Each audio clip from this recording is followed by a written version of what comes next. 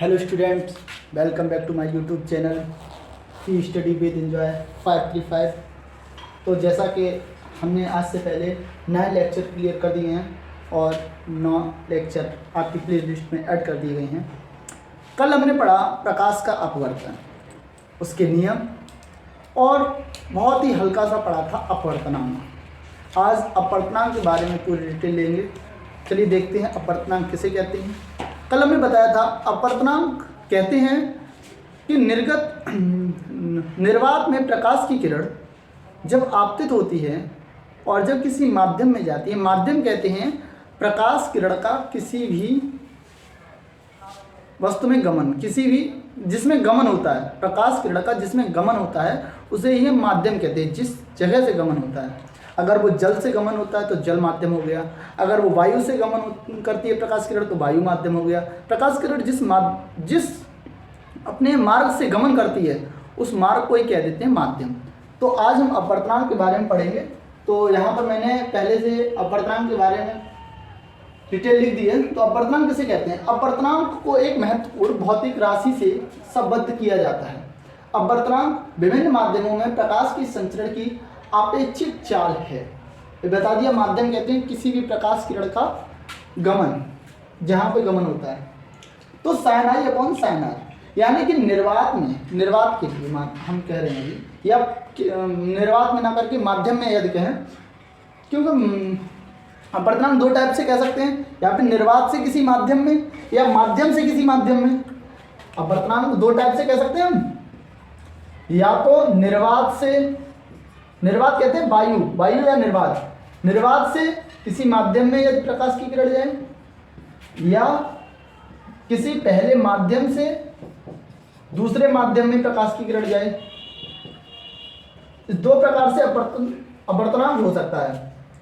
तो इसमें होगा कि अपवर्तनांक दूसरे वाले का पहले वाले के सापेक्ष, यानी कि अपवर्तन कोण का परावर्तन कोण के सापेक्ष, आर का आई के सापेक्ष, आर का अपवर्तनांक आई के सापेक्ष। ठीक है। तो अभी हमने बताया अपवर्तनांक कितने टाइप के हो सकते हैं? दो टाइप के, निर्वात से माध्यम की ओर और माध्यम से माध्यम की ओर। तो उसी के आधार पर अपवर्तनांक को दो भागों में डिवाइडेशन है, इसका दो भागों में से समझेंगे हम। नंबर एक निरपेक्ष अपवर्तनांक और दूसरा सापेक्ष अपवर्तनांक। तो निरपेक्ष अपवर्तनांक है एब्सोल्यूट रिफ्रैक्शन इंडेक्स। यदि प्रकाश का अपवर्तन, यदि प्रकाश का अपवर्तन निर्वात से, कहां से? निर्वात से किसी माध्यम में होता है तो आपतन कोण की ज्या तथा माध्यम में अपवर्तन कोण की ज्या के अनुपात को उस माध्यम का निरपेक्ष अपवर्तनांक कहते हैं। यानी कि जब प्रकाश की किरण हमारी निर्वात से, यानी कि वायु अथवा निर्वात से किसी माध्यम में जाती है, तब के लिए वैलिड है निरपेक्ष अपवर्तनांक। तब उसमें क्या करेंगे हम? तब आपतन कोण की ज्या, आपतन कोण की ज्या तथा अपवर्तन कोण की ज्या, यहां पर बताया हमने, ये आपतन कोण है, आपतन कोण की ज्या और अपवर्तन कोण की, जिधर मुड़ जाए ये, अपवर्तन कोण की ज्या, ज्या माने साइन थीटा के अनुपात को निरपेक्ष अपवर्तनांक कहते हैं। अब यहां पे हमने लिखा है माध्यम का निरपेक्ष अपवर्तनांक क्या होगा? किसी भी माध्यम का निरपेक्ष अपवर्तनांक निर्वात में प्रकाश की चाल बटे माध्यम में प्रकाश की चाल। बताया अभी निरपेक्ष अपवर्तनांक निर्वात से होकर किसी माध्यम में जाता है तो निर्वात में प्रकाश की चाल, निर्वात में प्रकाश की चाल को किससे डिनोटेट करते हैं? सी से। और किसी माध्यम में प्रकाश की चाल, इसे हमने वी से डिनोटेट करके दिखाया है किसी भी माध्यम में, और अपवर्तनांक को बोलते हैं एन से डिनोटेट करते हैं, तो ये एन। और हमें पता है कि निर्वात अथवा वायु में प्रकाश की चाल होती है 3 × 10⁸ मीटर प्रति सेकंड, 3 × 10⁸ मीटर पर सेकंड। तो ये निर्वात में प्रकाश की चाल होती है। तो यहाँ पर हमें पता चल गया कि निरपेक्ष अपवर्तनांक जो है वो निर्वात के लिए है, निर्वात से जब प्रकाश की किरण किसी माध्यम में जाए तब के लिए। अब देखते हैं सापेक्ष अपवर्तनांक। सापेक्ष अपवर्तनांक कैसा है? जब प्रकाश एक माध्यम से किसी अन्य माध्यम में जाता है, यानी कि माध्यम टू माध्यम, माध्यम से एक माध्यम से दूसरे माध्यम में जाता है, उसे कहेंगे सापेक्ष अपवर्तनांक। तो एक जब प्रकाश किरण एक माध्यम से अन्य माध्यम में जाता है तो इस स्थिति में प्राप्त अपवर्तनांक सापेक्ष अपवर्तनांक कहलाता है। जैसे जल के सापेक्ष कांच का अपवर्तनांक, अगर जल से प्रकाश जा रहा है कांच में तो जल के सापेक्ष कांच का अपवर्तनांक, तो लिखेंगे कांच का निरपेक्ष अपवर्तनांक। देखिए यहाँ पे देखिए, कांच का निरपेक्ष अपवर्तनांक अपॉन जल का निरपेक्ष अपवर्तनांक, यानी कि कांच का निरपेक्ष अपवर्तनांक। पहले देखेंगे कि कांच में निर्वात से प्रकाश की किरण कहाँ से जाएगी, उसके बाद देखेंगे कि जल में निर्वात में प्रकाश की किरण कहाँ से जाएगी, तब उन दोनों के अनुपात को बोलेंगे जल के सापेक्ष कांच का अपवर्तनांक। आशा करते हैं आप लोगों को समझ में आया होगा। अब हम इसे दूसरे जरिए समझाते हैं आप लोगों को। जैसे कि हमने आप लोगों को कल बताया था, क्या बताया था, कल थोड़ा डिफाइन करने में रह गया था, sine i upon sine r is equal to नियतांक। ये बताया था किसका नियम, स्नेल का नियम। किसका नियम था ये, स्नेल का नियम। तो जो नियतांक का मान होता है, जो नियतांक का मान निकले वही हमारा होता है अपवर्तनांक, वही हमारा होता है अपवर्तनांक। ठीक है, अब समझिए आप लोग, देखिए इधर कि स्नेल के नियम में sine i upon sine r is equal to नियतांक, और नियतांक का जो भी मान निकले, जो भी भौतिक राशि, इस भौतिक राशि का कोई भी मान निकले उसे ही बोलेंगे अपवर्तनांक। अब इसका मात्रा क्या होगा, देखिए मात्रा इसका क्या होगा, अगर मीटर पर सेकंड में किरण जा रही है तो metre upon metre cancel out, यानी कि इसका कोई मात्रक नहीं होगा। अपवर्तनांक का कोई भी मात्रक नहीं होता है, कोई भी मात्रक नहीं होता है। तो आपको अपवर्तनांक समझ में आ गया होगा। अब इसके बाद हम लोग चलेंगे, अभी जो इसकी डेफिनेशन पढ़ी है, सापेक्ष और निरपेक्ष। जैसे कि ये एक लेयर है जो दो माध्यमों को भिन्न करती है, अलग करती है, एक ये लेयर है, ये अवलंब है,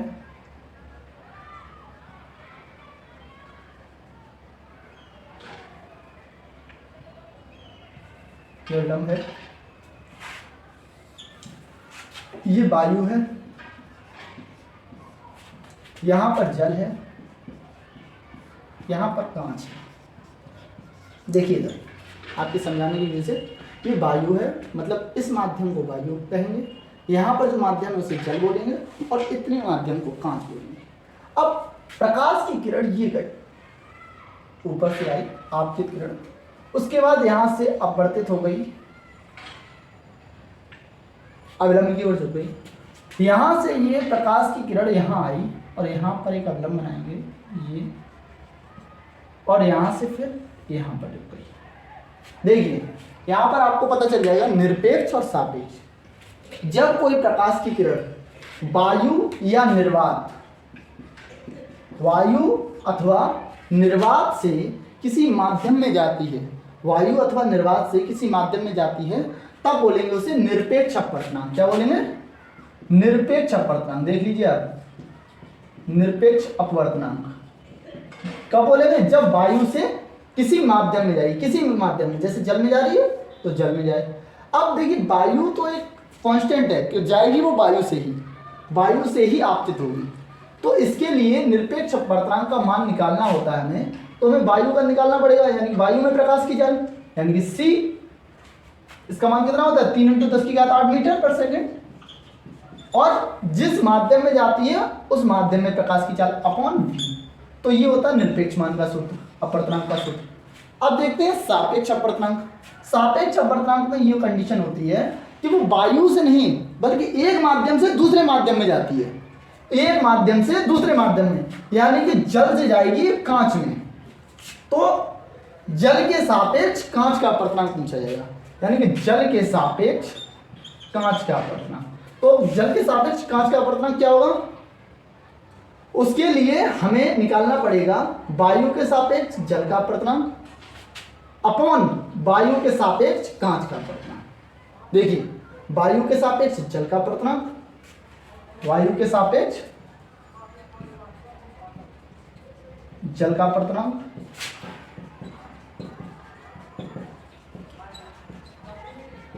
अपॉन वायु के सापेक्ष कांच का अपवर्तनांक, वायु के सापेक्ष कांच का अपवर्तनांक।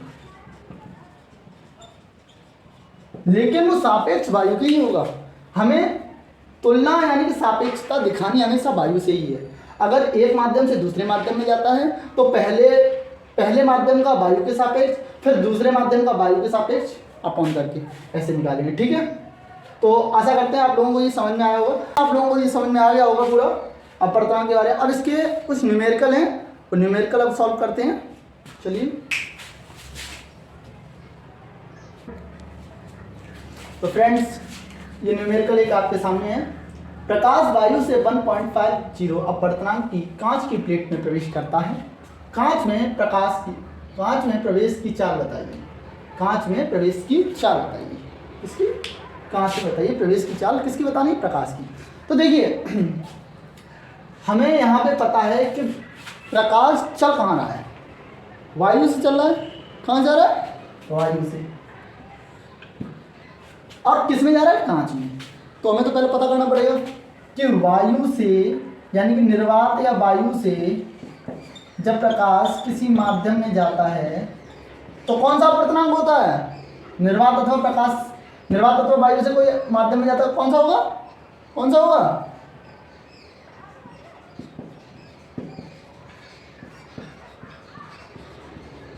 निरपेक्ष अपवर्तनांक। निरपेक्ष अपवर्तनांक, उसका सूत्र क्या था? n = c/v। यानी कि कोई भी जब प्रकाश माध्यम में जाता है, मतलब प्रकाश वायु में जाता है और किसी माध्यम में प्रवेश करता है अन्य माध्यम में, तो c/v इसके बराबर होता है n, यानी कि अपवर्तनांक। तो इसी सूत्र से हम निकालेंगे अकॉर्डिंग टू दिस फॉर्मूला,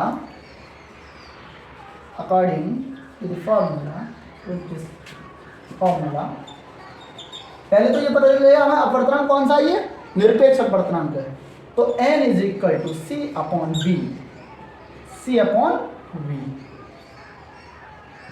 अब देखिए यहाँ पे प्रकाश वायु से 1.5 अपवर्तनांक की कांच की प्लेट में प्रवेश करता है, यानी कि उसने बता दिया अपवर्तनांक यानी कि n बता दिया उसने, कितना? 1.5, और कुछ नहीं बताया।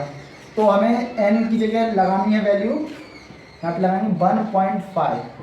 c का मान यानी कि प्रकाश की चाल वायु अथवा निर्वात में 3 × 10⁸ मीटर/सेकंड, ये नियत है। वायु अथवा निर्वात में प्रकाश की चाल ये होती है। तो ये c की जगह रखेंगे 3 × 10⁸। कहीं आपको पेपरों में मिल भी जाएगी, शायद कहीं ना हो। अपॉन v मतलब जिस माध्यम में प्रकाश जाएगा, किसमें जाएगा? कांच में, ग्लास लिख दे रही स्मॉल जी। ठीक है, अब सॉल्व कीजिए इसको। v जी इधर जाइए, 3 × 10⁸ अपॉन 1.5, दशमलव हटाएंगे, 0 बढ़ाएंगे, 15 × 15 और 15 दूनी 30, और v जी = 2 × 10⁸ मीटर/सेकंड। 2 × 10⁸ मीटर/सेकंड, ये आ गया आपका आंसर। यानी कि जब प्रकाश की किरण निर्वात से किसी माध्यम में प्रवेश करेगी तो माध्यम में प्रकाश किरण का जो वेग होगा, जो चाल होगी, वो 2 × 10⁸ मीटर/सेकंड होगी। यानी कि वो 1 सेकंड में 2 × 10⁸ मीटर की दूरी तय करेगी। ठीक है, आशा करते हैं आप लोगों को ये न्यूमेरिकल समझ में आया होगा। चलते हैं नेक्स्ट न्यूमेरिकल पे। तो फ्रेंड्स इसका लगभग जाएगा 2.25 × 10⁸ मीटर/सेकंड। तो ये है हमारा माध्यम में गुजरने वाली प्रकाश की किरण, यानी कि जब केरोसिन से प्रकाश की किरण जाएगी तो 2.08 × 10⁸ मीटर/सेकंड के हिसाब से जाएगी। जब टारपीन के तेल से जाएगी तो 2.04 × 10⁸ मीटर/सेकंड के हिसाब से जाएगी। और जब वाटर में जाएगी तो 2.25 × 10⁸ मीटर/सेकंड के हिसाब से प्रकाश की किरण चलेगी। तो इसमें सबसे अधिक तीव्र हमारी कौन सी हुई?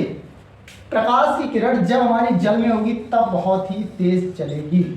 ठीक है, उसके बाद केरोसिन के तेल में, उसके बाद टारपीन के में, यानी कि V W less is greater than V K greater than, नहीं ये लिखना या इधर नहीं लगा दो, V T, ठीक है। तो आज हमने, और अपवर्तनांक का एक जो नियम भी है, मतलब हमारा एक दैनिक जीवन में उपयोग भी है कि जब हम किसी भी छड़ को पानी में डालते हैं तो वो तिरछी दिखती है, तो तिरछी दिखना एक अपवर्तनांक का ही कारण है। तो आशा करते हैं आज का लेक्चर आप लोगों को समझ में आया होगा और आज के न्यूमेरिकल आप लोगों को काफ़ी इनके बारे में बखूबी समझ में आया होगा। तो आज का वीडियो यहीं पर समाप्त करते हैं, और अगर आपको मेरा चैनल अच्छा लगा और आपको समझ में आया हो तो प्लीज़ मेरे चैनल को लाइक एंड सब्सक्राइब कीजिए। फिर मिलते हैं, तब तक के लिए धन्यवाद। तो फ्रेंड्स, अगला क्वेश्चन आप लोगों की स्क्रीन पर, आपको केरोसिन, तारपीन का तेल तथा जल दिए हुए हैं, इसमें किसमें प्रकाश सबसे अधिक तीव्र गति से चलता है? हमारे पास 3 एलिमेंट हैं, 3 माध्यम हैं जिसमें प्रकाश की किरण जाएगी। कौन कौन से हैं? केरोसिन यानी कि मिट्टी का तेल, तारपीन का तेल और जल, ये 3 माध्यम हैं। तो इनमें किसमें प्रकाश की किरण सबसे अधिक तीव्रता से गति करेगी? तो केरोसिन का जो अपवर्तनांक है वो है 1.44। ये आपको याद करने की आवश्यकता नहीं है, आपके जिस एग्जाम मतलब आएगा उसमें दिया होगा, अगर पेपर में आया तो एग्जाम में दिया होगा। और तारपीन के तेल का अपवर्तनांक 1.47 और जल का अपवर्तनांक है 1.33। ये इंपॉर्टेंट है, इसे याद कर लेना। तो हमें 3 प्रकाश की किरणें निकालनी है, उसमें देखना है किसमें प्रकाश की किरण तीव्रता से जाएगी। तो पहला निकालेंगे हम तारपीन, केरोसिन के लिए। तो केरोसिन के लिए कहाँ से जाएगी? प्रकाश जाएगा निर्वात से पहले केरोसिन में, यानी कि N = C/N V, केरोसिन के लिए K लगा दिया मैंने K, और जो नियतांक वो अपवर्तनांक किसका? केरोसिन का, N का मान है 1.44, और प्रकाश की चाल सबके लिए एक ही होगी, 3 × 10⁸ V को इधर ले जाइए, V K = 3 × 10⁸ 1/144। दशमलव हटाएंगे तो 0 बढ़ाएंगे, 2 से काटेंगे, 2 7 14, 2 दूनी 4, 150 बार कटेगा, 2 एकम, और फिर 2 से कट जाएगा, 2 3 6, 2 6 12, और 2 7 14, 2 5 10, और V K = आएगा 2.36 दूनी 72, 36 दूनी 72, और 3 बचे, दशमलव लगाया, 0 बढ़ाया, भाग जाता नहीं, भाग टूटेगी, बिंदी 300 हो गए, और 3 5 15, 3 6 कटा, 3 7 की 3 8 24, 3 9 27, शायद 9 बार जाए, शायद आप लोग देख लीजिएगा। हम देख रहे हैं 36 का भाग 75 में देंगे, 36 दूनी 72, 3 बार गया, दशमलव लगाया, 0 बढ़ाया, भाग जाता नहीं, भाग टूटेगी, बिंदी, और 36 निम्मा देखते हैं, 9 6 54 की 4 आंसर लगा 5, 9 3 27, 32, ये तो ज़्यादा निकलेगा।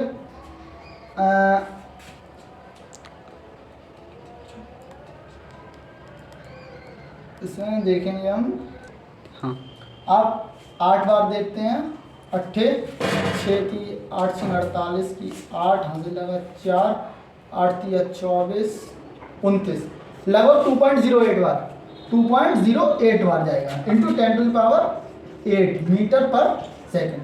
तो ये आया हमारे केरोसिन के लिए। उसके बाद दूसरा नंबर देखेंगे तारपीन के लिए। तो N यानी कि अपवर्तनांक किसका? तारपीन का, T = C/V तो इसमें है 1.47, और C सबके लिए सेम रहेगा, 3 × 10⁸ मीटर पर सेकेंड। और प्रकाश जो माध्यम में चाल होगी प्रकाश की वो हमें ज्ञात करनी है, यानी कि VT ज्ञात करना है हमें। तो VT = 3 × 10⁸ 1.47, दशमलव हटाएंगे तो 0 बढ़ाएंगे। अब ये किससे जाएगा हमारा? 7 8 8012, 3 से चला जाएगा, 3 5 3 4 12, 3 27, 100 बार गया। ठीक है, अब Vt is equal to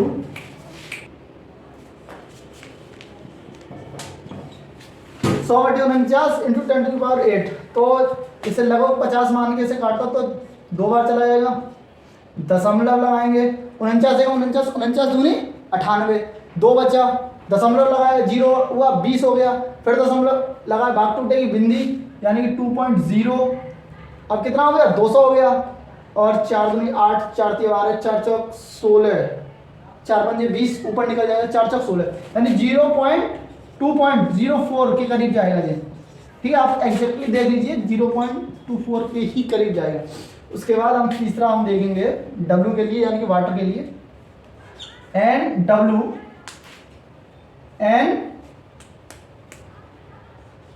W is equal to C upon VW। तो एन डब्ल्यू कितना 1.33, सी कितना 3 × 10⁸ मीटर पर सेकेंड, VW निकालना हमें, VW is equal to 3 × 10⁸ upon 1.33। तो इसे निकालेंगे हम, दशमलव हटाया 2